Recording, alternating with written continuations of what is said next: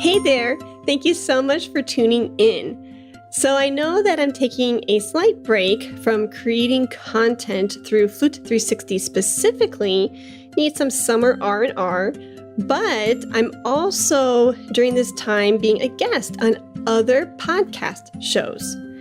So after having these wonderful conversations that have lots of value and lots of great energy, after I hear these conversations, I think, oh wow, my Flute 360 listeners could really benefit from this information. I want to do a crossover. So that's what today's episode is all about. Enjoy the conversation between myself and Ricardo through the Stay Amazing show. We talk today about what it means to be a 2021 musician within the 21st century and throughout, these different digital platforms, looking at traditional musical roles versus untraditional paths and the like. We dive into historically what has been done in the past during times of recession and what comes out of those ashes. Looking at the beauty that comes out of dark times.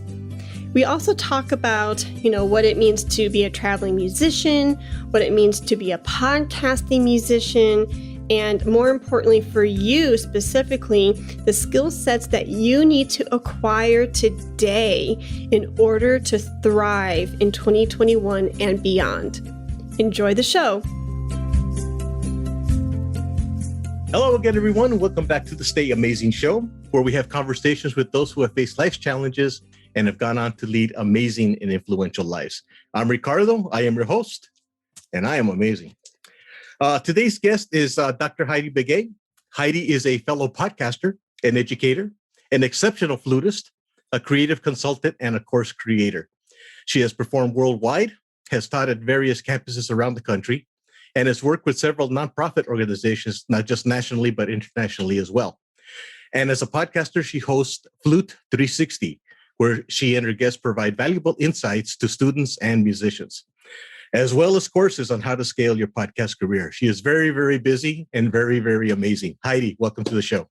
Oh, thank you, Ricardo. Great. Thank you for being here. Let's talk a little bit, first of all, about how you got started in music, your music career, education, and so on. Sure. Yes. So a little background. My name is Heidi, and thank you for that lovely introduction. I was born and raised outside of Chicago, and I was very fortunate to come from a family who really valued the arts. My mom was a pianist and an organist. My dad was a percussionist. Now, they didn't play professionally, but they were raised by my grandparents in such a manner. And so therefore, it was only natural for us three kids to be raised, in that same way. So I learned the piano. I was a ballerina. And at some point in my early music career, I turned to the flute around 12 or 13. Okay. And from what was there, the attraction there to the flute from say, piano? Well, actually, unfortunately, from my piano years during that same time, I was also a ballerina. Mm. But around 12 or 13, I actually fractured my L5 vertebrae. I did a turn. Yeah, ouch. It was a doozy. I did a turn and the tarp underneath me on the stage had buckled and I fell. Oh. And so there was a hairline fracture on my vertebrae, and going back to ballet was kind of out of the question. And it really saddened me because I loved expressing myself through my body. Mm-hmm. And after that accident, I really found a void in my life that I really needed to fill. And flute just kind of snuck in. I try to think of the steps or the events in my life that led me directly to the flute, and I really cannot remember for the life of me what brought me to the instrument. The only thing I can kind of piece together is I heard a CD of the wonderful famous flutist Sir James Galway. And so I think that could have triggered something. And then I saw the flute on the band director's table during, instrument trials, and then just going, oh, I want to play that. Yeah. So It's kind of hazy. 20 some years has, Yeah. not done me well. But yeah, and so from 13 on, for 20 plus years now, I've been playing the flute and the rest is history. After really falling in love with the instrument and going to summer band camps, I really flourished and I loved expressing myself through my instrument. And Mm. I do have to give a lot of gratitude to my early teachers in those formative years, especially going to this flute camp um, at this university called Eastern Illinois University in Charleston. Mm. Dr. Diane Boyd Schultz was the instructor of this camp, and I absolutely fell in love with her. The way she held herself, the way she talked, how educated and intelligent she was and still is. Uh, I was just floored. I was baffled. she had a presence, right? Oh, yes, exactly. She had a presence and she definitely influenced me more than she'll ever know. And so when I was 13, 14, 15, I remember seeing that example and pointing to that and saying, I want that. I want to be Dr. Heidi one day. I want to resemble a little piece of Dr. Boyd. Yeah. And then I pursued it, bachelor's, master's, doctorate. And yeah. Yeah. And now you're being a mentor to younger students as well, the same way that she was to you. Oh, thank you. I try. You I try. try. Yeah, I try to fill those big shoes. Now, some of the early performances that you had, what did you learn from that, and how do you apply that now with some of your students, and also for some of the performances you do now? Oh, wow.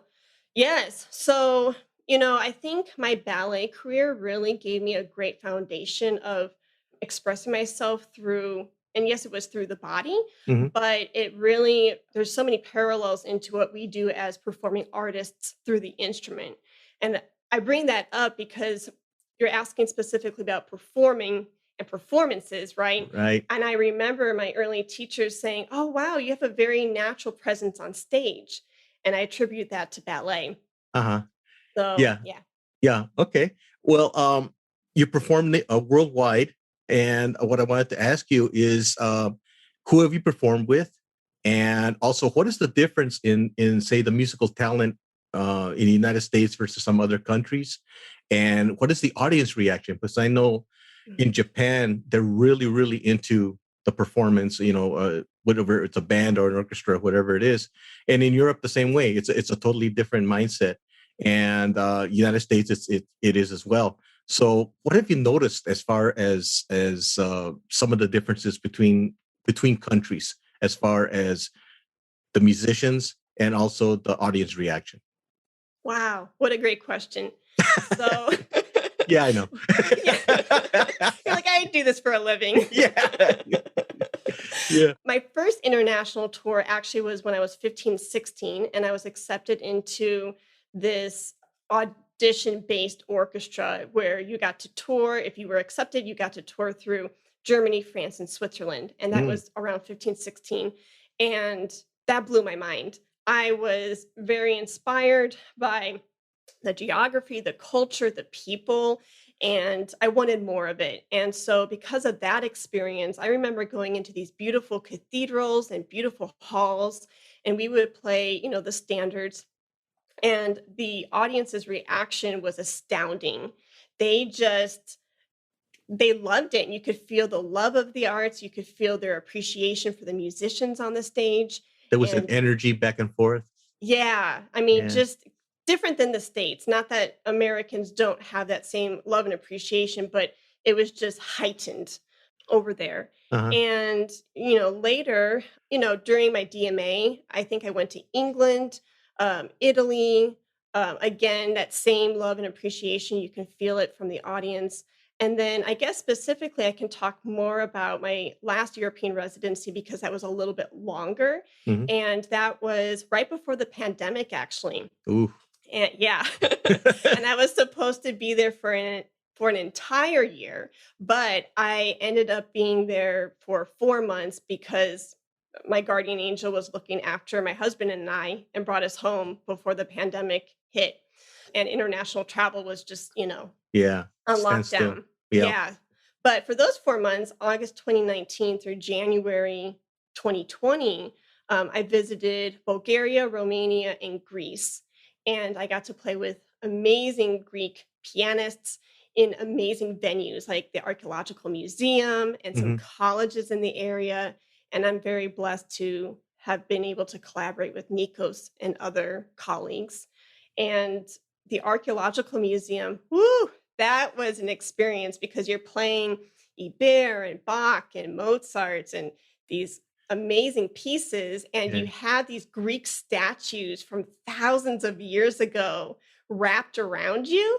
I mean, goosebumps and chills, you know. Was it overwhelming when you first walked into the room? Oh, yes. I mean, I still get butterflies when I go to perform, and I Uh-huh. think it's natural. I just have to align my butterflies. I acknowledge them. They're like, "Yes, you know, you can flutter, you can be there, but we're Yeah. gonna have to go and sync you up so that way I can focus on what I need to do." That's awesome. I love that. That's great. Align your butterflies. I Yeah. like that. Wow. Now, were these performances with orchestras or as a solo artist? How did you perform some of these? Yes, as a solo artist, Okay. and in addition to those solo recitals, I conducted presentations and master classes through the different conservatories in the area, Mhm. and it was a joyful, very fulfilling 4 months. Awesome. Now, some of the students that you had in Europe, as opposed to some of the students you have now in the United States, is there a difference, or do they just all have a love for music and they're willing to listen and learn? Oh, yes.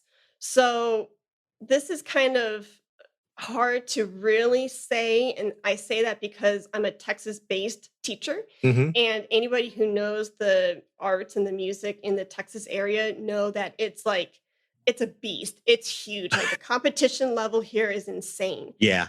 So I know how unique Texas is compared to maybe other programs in the States. Uh, So comparing that, you have to understand that I'm comparing the Texas flutist to these flutists over in Eastern Europe. uh-huh. The level is about the same, if not a little bit higher in Eastern Europe, Hmm. but it's comparable. But I have to say where that information is coming from because it's not just any program in the States. It's, Texas-based Texas programs. based, right? Mhm. Right. But, those Eastern European flutists, man, they would have these huge concertos just memorized and all the movements, every note, and if they missed a note, I remember one master class, the girl almost, like, beat herself up.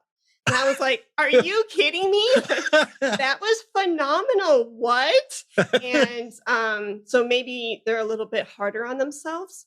Yeah, I've noticed that also from talking to other musicians that have come from Switzerland and Italy and England, that just the way they were brought up and just the influence that they've had around themselves throughout school and throughout some of the other musicians they play with, they're a little bit more devoted, I guess, more so than other countries. And I mean, everybody is devoted, obviously, because of your music career, but they seem to have that extra gear, you Mm, know, that makes them a little bit more receptive to the music they're playing and wanting to put 110% into it, like they say. mhm. So I've noticed that. As you were touring, let's give some tips to some of the touring musicians, that whether they be a solo artist or a band or part of an orchestra. What tips would you have for touring musicians to keep their attitude well, and their mental state to a point where they can perform at top level? Sure. You need to take care of yourself, Hmm. especially when traveling through different modes of transportation, right? Buses and Ubers, airplanes, trains. Yeah. You got to get from point A to point B, and it's not always, one clear shot. So take care of yourself. I'm a huge believer in everything's connected, and how we treat our bodies is how it's going to be a direct connection to how we perform as instrumentalists. Uh-huh. So, eating well, drinking lots of water, sleeping, and making sure that that foundation is laid out. I think that's a huge key nugget that I can offer. That's great. I love that. Now you do some consulting also for two musicians, and I wanted to find out what are some of the questions that they ask you, and how do you go about solving those issues? Okay, sure. So it varies. It depends on where the person is in their career, but mostly the majority of these client-based calls are going to be around like career coaching. Mm, How do I level up in my career? I'm stuck in this arena. How do I get over here? Or what am I missing? Um, Other topics can include a big one is like time and organizational skills. yeah, People time really, management. Yeah. yeah, time management, and it's hard. And I've actually consulted people from, teenagers in high school all the way to senior citizens who Mm, need help with time management, and that's eye-opening for me and gives me a lot of peace in a weird way that no matter where you are in life, you're still figuring it out. You're still, yeah, trying to, yeah, figure it out. And it varies from person to person, but that's usually the ballpark of how I help people. that's great. I think COVID had a little bit to do with it. Also, people were trying to rediscover what how to spend their time. Musicians especially trying to, since they weren't working, okay, what do I work on so that when everything does open up, I'll be ready for it. Do I work on my do I practice more? Do I work on with other artists? Do I work on my mindset? Do I work on my physical development? What do I do? And I think a lot of people now, it doesn't matter what age they are, as you said, are working on time management. I think that's a big thing. Mm, Yeah. yeah, and I think learning how to say no, Yeah. because we think we're given all this extra time, and so we try to fill it with a lot of different things, a lot Uh-huh. of different programs and classes and whatnot, and then we could easily get burned out if we fill up our schedule too much.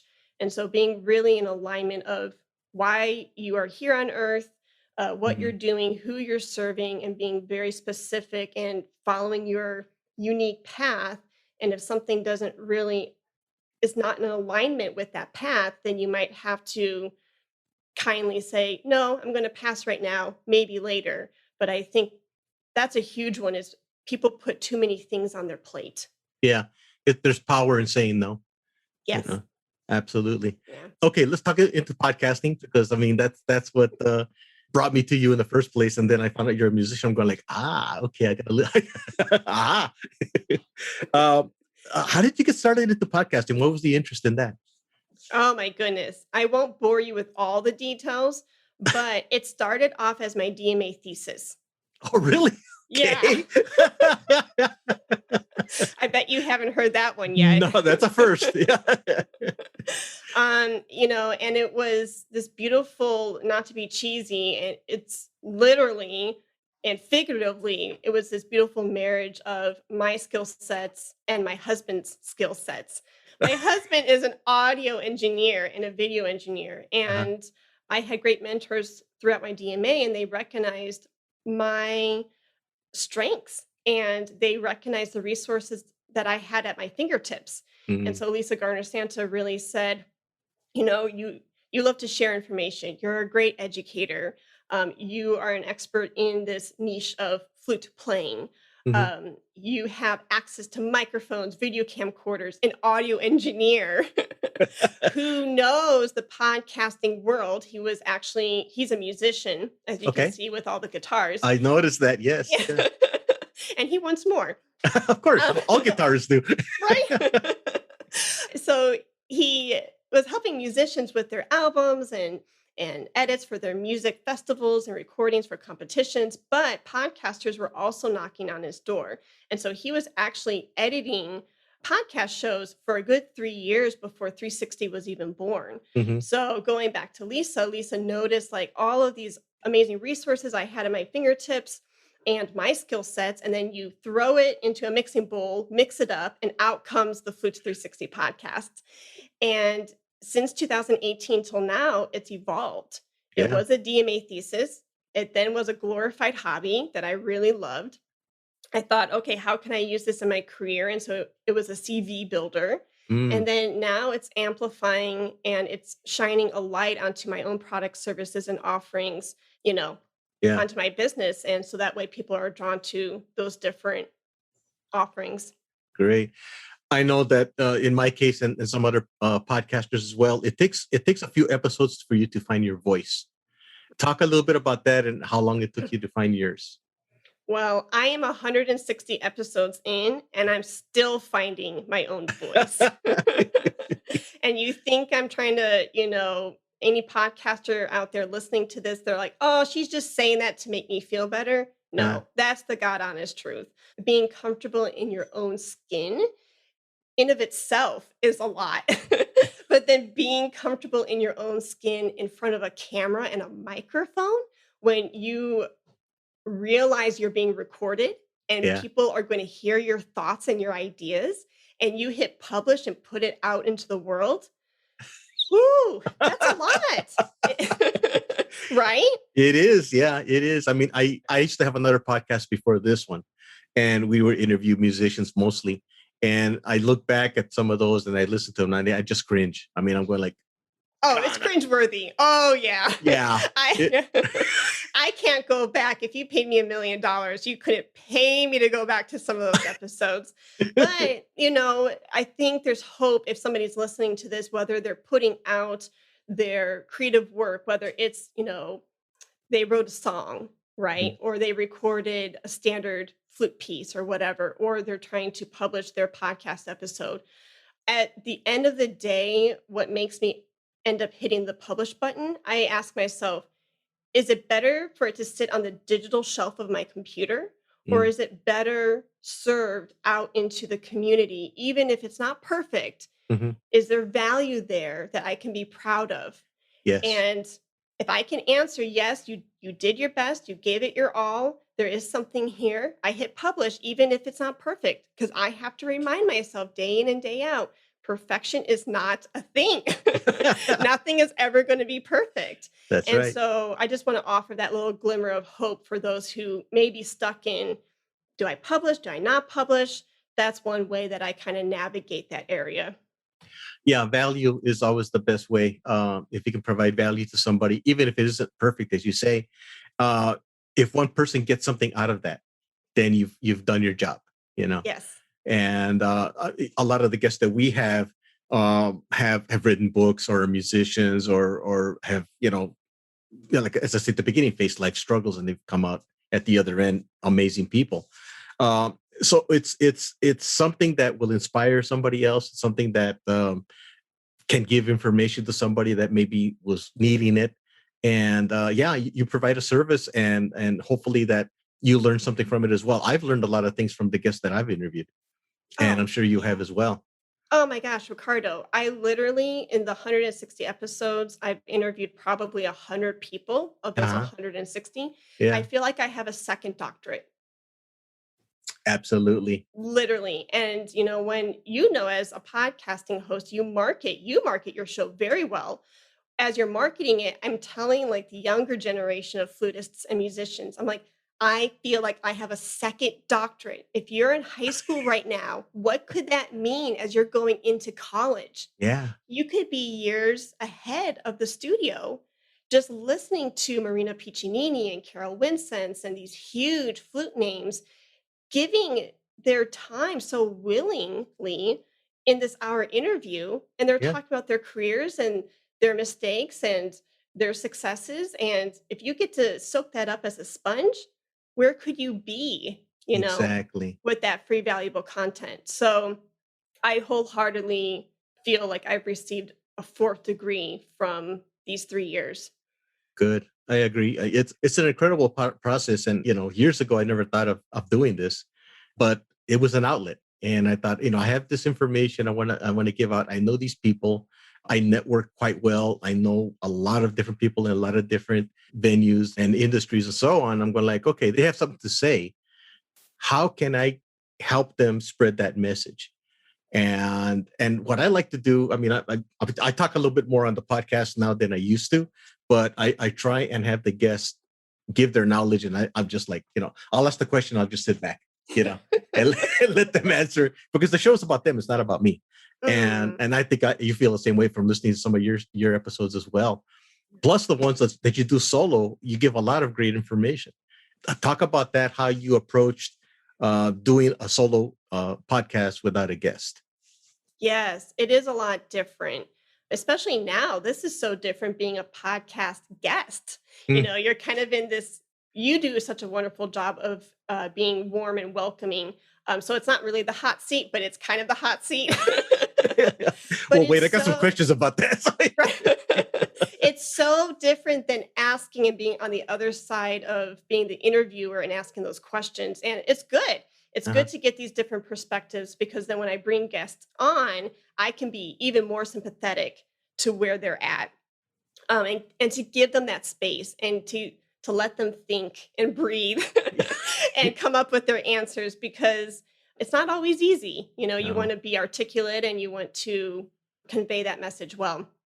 But anyways, I digress. So I journal a lot, and I write down a lot of observations in my practicing session, life, anything. I really love food and exercise and health, and how that comes into play as us as these athletes with instruments in our hands.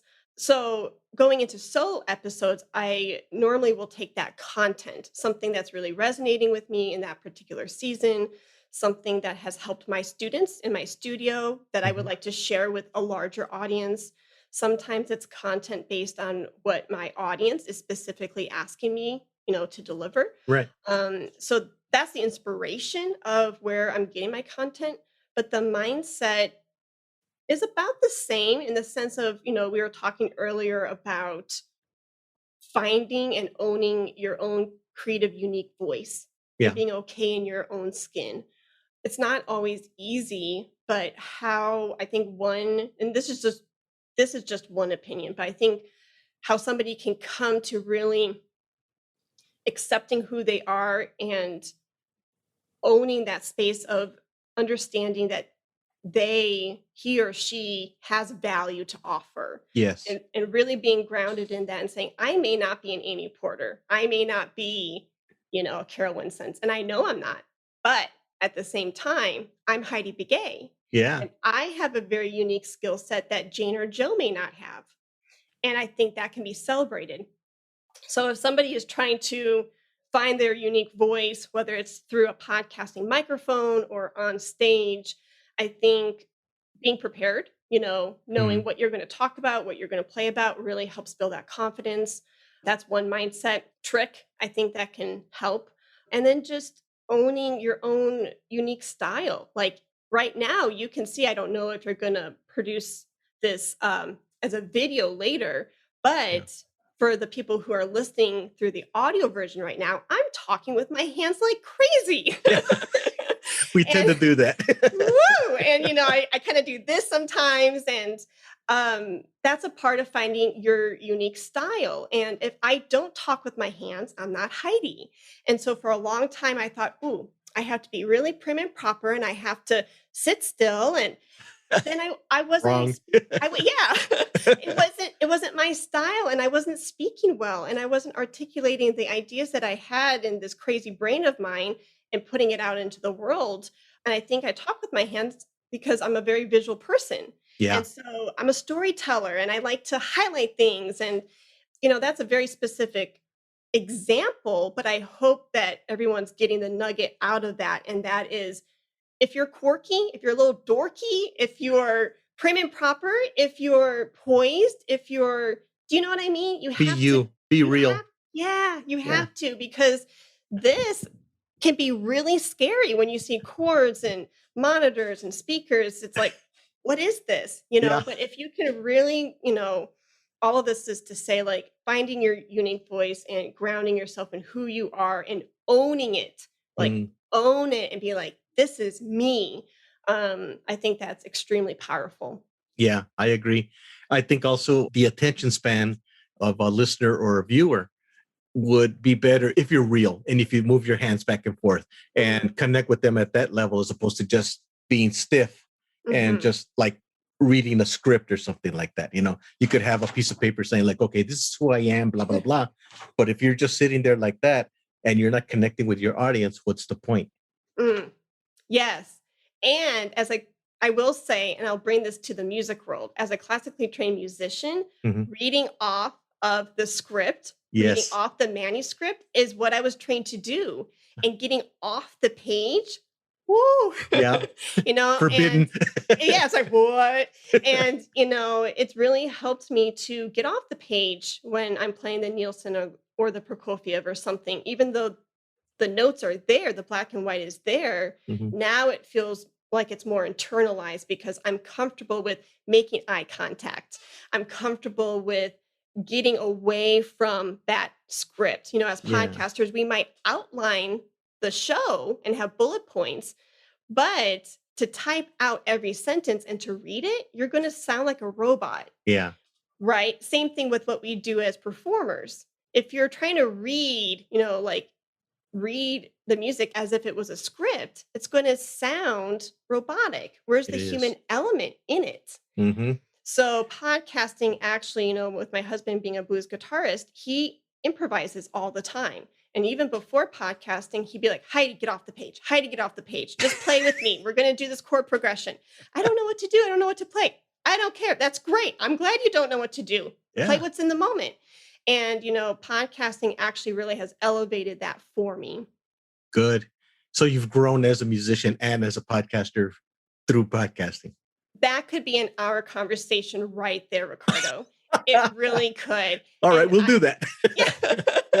I don't know the specific episodes, but if anyone is interested, I did put together 3 or 4 episodes in a Flute 360 series where I talk about the parallels of podcasting and music making. So you can check that out if that's something that you're interested in. Okay, that we'll do that. I wanted to ask you about social media and how you use that to grow your podcast and also your music career. Yes. Woo! Yeah. I mean, I wouldn't have found you. Here's one thing. Okay. So I found you on LinkedIn. And if any musician is out there, please get on LinkedIn because there are people that you can connect with on there that will help you grow your career if you have something of value again. And I've noticed now that more musicians are coming onto LinkedIn. And it's something what we call networking up because you can stay within your industry as musicians. But there are other people out there that can give you a little bit of advice and a little bit of encouragement and possibly even hire you. So I always tell musicians, the ones that I work with, first thing you got to do is get on LinkedIn, create your profile, do what you got to do, and start connecting with people. You never know who you're going to meet. And that's how I met you. And I'm so glad that you reached out and we got to talk because you are a great guy. And I'm just so ecstatic that you are in my orbit and we're collaborating. Well, likewise, once I found you and studied you and figured out, yes, I got to have her on the show. She has something to say. Hopefully, yeah. So how do you use social media to grow your company and to grow your podcast? Yes. So I will say that in general, before I get into details, I will say that social media does not have to be a full-time job. Right. You can manage it where it fits into your schedule. And if you create those healthy boundaries, it does not have to take over your life. Yeah. If you designate and say 40 minutes today on social media, set a timer, I think that is some great habit building around these platforms because we're always on our phones, right? Like liking this, commenting on that. And if you're not careful, you can realize like your head is down into the phone all day long and you're like, wait a second, what? And like there's a world around me. So I think a lot of times people get burned out from social media extremely easily because of that very reason. So I set a timer. I have to be if I'm doing social media work, it is specifically like within that hour, I'm extremely intentional. And then once I've done that social media, say from 9 to 10, I am done with social media for the rest of the day. Good for you. And I really want to say that out loud because it's so easy. Like while you're doing emails or while you're trying to practice, you're checking social media. And if you do, not that I'm perfect, but I had to find a system that works for me. And when I kept checking it throughout the day, I felt myself getting really burned out. So I do want to put out that hopefully gold nugget for everyone. But social media is a great tool for any business. It can be, I think, a little noisy because there is so much, Yeah. right? Which is a wonderful thing.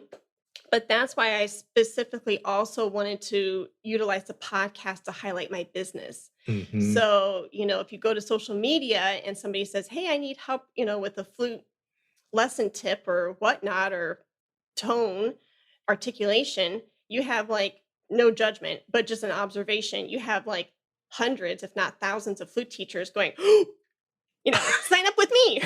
Yeah, You're like, exactly. oh my gosh.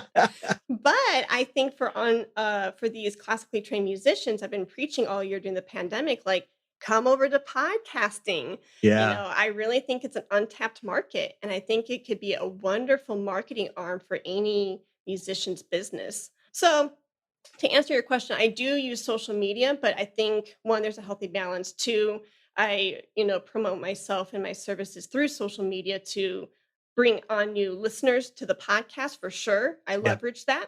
But the podcast is my digital baby where I really focus a lot of my time. great. Now, let's give a shameless plug because you're doing something with podcasts and podcasters, and you've created this program and these classes. So, talk a little bit about what you're doing there because I think it's very important and timely. Go ahead. Oh, you're so kind. So, real quick, this class came out of my DMA thesis.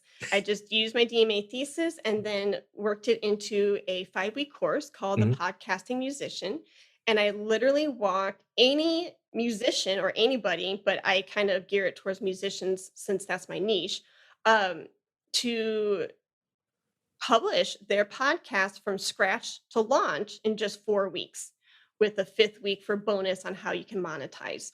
Uh, So I co-teach it with Eric because he's an audio engineer and he's certified in Pro Tools. So you get like the whole package, and I might be a little biased, but I think it's a really neat program where, accountability is a thing. yeah. I didn't want a digital course where, because I'm guilty of this, like I will buy a digital course and then it's sitting on my digital shelf and I don't actually go through the program. Been there. Tony Right? Robbins, it's Yeah. like, It's like, oh yeah, that there's that class there on my desktop I need to go through. I really wanted to walk through the process with, these participants from start to finish, so that way they felt like they had somebody cheering them on, rooting for them, and helping them every step along the way. Mhm. So week 1, we figure out like your podcast theme. We go through and figure out like, who are you serving? What's the name of your podcast? Why are you doing this?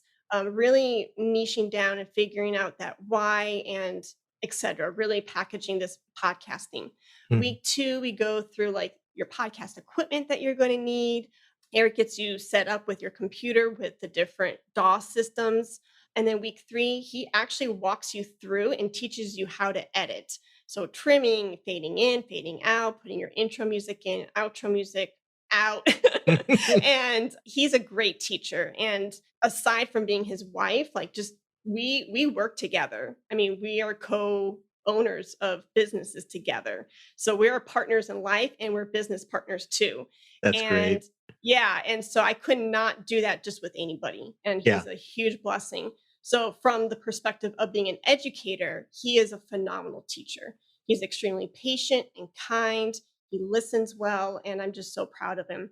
And then week 4, we talk about marketing your podcast and content, how to be a really good interviewer. Mhm. And then week 5, we talk about monetization, how you can bring those different streams of income through your show.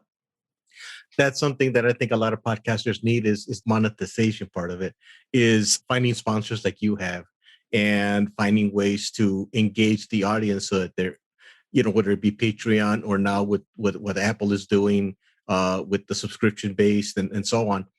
A lot of people get into that and they get confused by that. So I think what you're doing is just perfect timing so that people will find out, okay, well, we could do this or we could do that to make a little bit of money. Mm. Yeah, I think so. I mean, we're consuming, we're throughout our culture. is consuming media like never before because of the pandemic. And so Yeah. smartphones and devices were always a thing, but being on lockdown, we're consuming it even more. And Mm. so I think podcasting, we've seen a growth, over the years very steadily, but it's grown through the pandemic. And I think the platform offers this really unique space of this connection between host, guest, and audience, Yeah. at a very intimate level. And yeah, it's a wonderful platform, and I invite more classically trained musicians or musicians in general, if you're jazz or indie, pop, rock, to come into this space because I think it can really highlight you in a very unique way. I think so. Yeah, I think so. So how can people find out about this program? Oh, you're so kind. If you go to my website, HeidiKBegay.com, my full name, HeidikayBegay, has a little rhyme. If you go to HeidiKBegay.com, all the information is there under products and services. Beautiful. Love that. Okay, we do this thing called top of my head. And don't be afraid. I'm not. It's yeah. Okay, so I'm just gonna ask you some questions, some phrases, some words, whatever, and whatever comes to your head first, that's the answer. There's no right or wrong answer. Okay, Cool. again.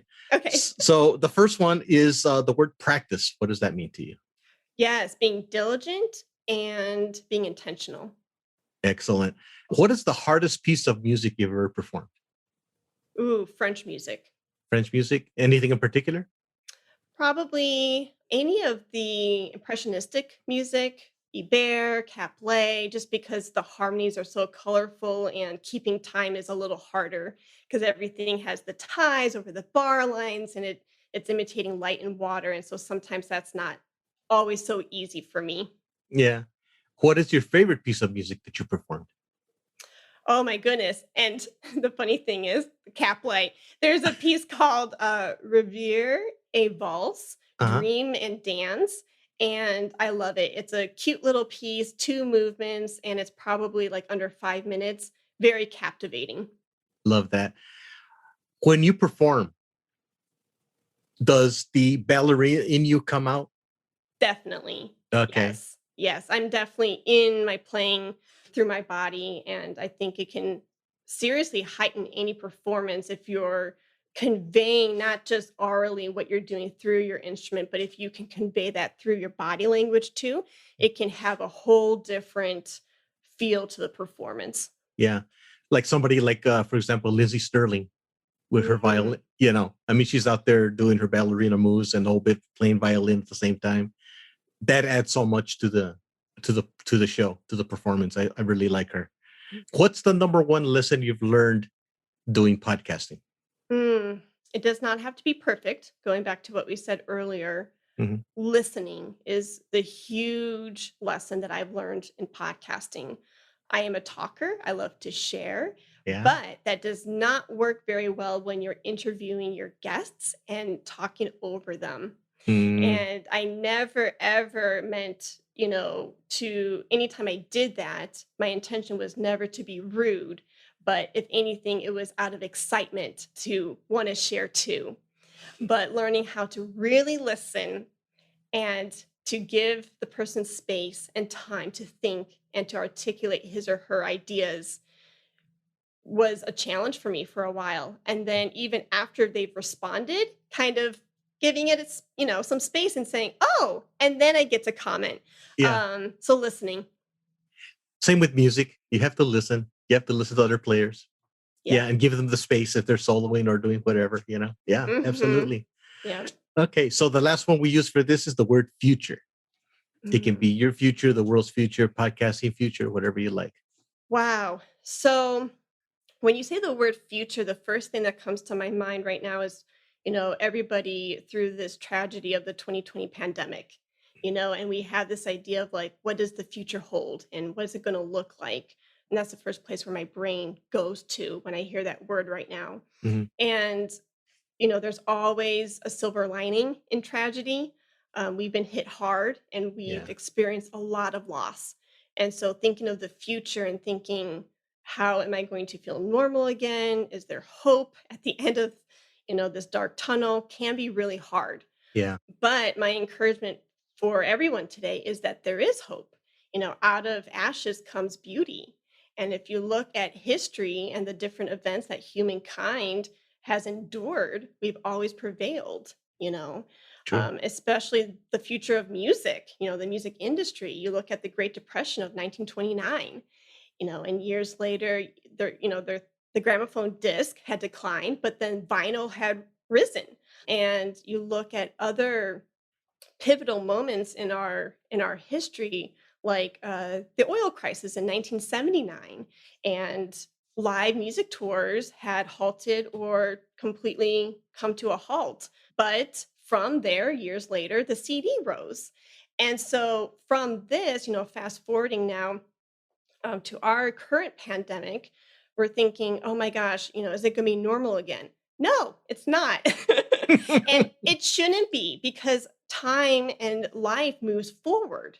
We move forward. That's Exactly. that's the future. Let it unfold the way it's supposed to unfold. Yeah. And yes, mourn for the tragic losses that we've occurred or endured, but we need to look ahead. And so, be excited for the future, whether it's specifically in the music industry or just the future in general. I think Mm. there are a lot of great things right around the corner for all of us to be really excited for. I agree completely. Yeah. Out of this tragedy, you have to grow. You have to take the lessons that you've learned, not necessarily just in this past, 16 months, but throughout your entire life. If you've come across some challenges, what have you learned from that? And how can you make everything better? How can you progress and take people with you? Be a leader at that point. So Mhm. yeah, and I think you're gonna do fine with the musicians that you're working with and some of the students and everything. I think they're going to learn a lot from you. And I think you're on your way. So thank you Oh, for doing thank what you're you. doing. Oh, thank you, Ricardo, and thank you. Yeah. We are so appreciative of you, and the community does not realize, or maybe they do, but I want to say a huge thank you from us to you, because people may not realize how much time goes into one podcast Mm, episode, from yes. scheduling, talking, thinking about the content, marketing it, post production, show notes. I mean, the list goes on and on. So I Yeah. want to say thank you from one podcasting musician to the next, that Mm. we really value you. Likewise. I'm glad you're doing what you're doing. There's a lot of musicians that you've had on your shows that people may not know who they are. And they have so much to say. And the way you host them is extraordinary. So I'm really want to give you a lot of props for that, because I think you're doing a wonderful job with it, and I can see nothing but incredible things happening with that from now on. Oh, you're so kind. Thank you, Ricardo. Thank you. What's the one takeaway that you want people to remember from this show? Woo! We covered a lot, which is Yeah. great. You're an amazing host. We didn't really talk about this, but a takeaway that I just want people to know in general is that I think 2021 is going to ask musicians to be more entrepreneurial than ever before. Yes. Absolutely. Hmm. And I really think you're going to need to be a one man or a one woman business shop. Yeah. You're going to have to know the ins and outs of your business like the back of your hand. Hmm. And you're going to have to know marketing and producing and audio video editing like never before. And if you don't know these things, that's okay. We don't have to know everything, but get your feet wet, start learning, start asking somebody to mentor you, because it's going to be crucial for the vitality and the success of your music business. Yeah. And if you aren't willing to get a little messy in arenas that maybe weren't taught to you in the traditional music school, I think it could potentially hurt you. And I don't want to see anybody get hurt. Yeah. I want to see people thrive. So be tenacious, be innovative, have a diverse portfolio, and be the best at what you do. What's going to make you super remarkable for people to notice you and for you to catch their eye. Yeah. Yeah, that's what I would like to offer the listeners today. Awesome. Yeah, I agree with you. I think this is going to be the rise of the musicpreneur, I and like that. and that's basically what we teach with the Stay Amazing movement is do it yourself. Be proud of your accomplishments. Leverage yourself. so that you can have a better career and a more fulfilling career and a more fulfilling life as well. But that's another program. I won't get into my shameless plugs. Uh, and speaking of shameless plugs, give your website again and also how they can find your podcast. Oh, you're so kind. HeidiKBigay.com is my website. You can email me if there's any topic in here that, really inspired you or you want more information. My email is also the same, HeidiKBigay@gmail.com. And feel free to follow me through Instagram. My handle is HeidiKBigay. Imagine that. Who would have thunk? Who would have thunk? Yeah. Well, thank you again for being such a great host for a podcaster and for all that you've done to expand the industry. I really, really appreciate it. And you were such an amazing guest. Thank you so much. For everybody that's listening, be sure to check us out on our new website for show notes on this program and all the future and past programs as well. The name of the website is thestayamazingmovement.com. And if you go to thestayamazingmovement.com/the show, you can see all the podcast information there. And if you need more information on the movement, there's a sign-up sheet there, and we will send you some information on that as well. And be sure to follow us on Instagram at the Stay Amazing Movement, and also follow us on LinkedIn. Follow my name, Ricardo Canez, and you can see some of the posts on there and some of the people that I connect with, and also with Heidi. You can connect with her on LinkedIn as well. So for everybody out there, and Heidi, thank you again. Stay amazing, because the world needs to hear your story. Adios. Let's talk about Flute.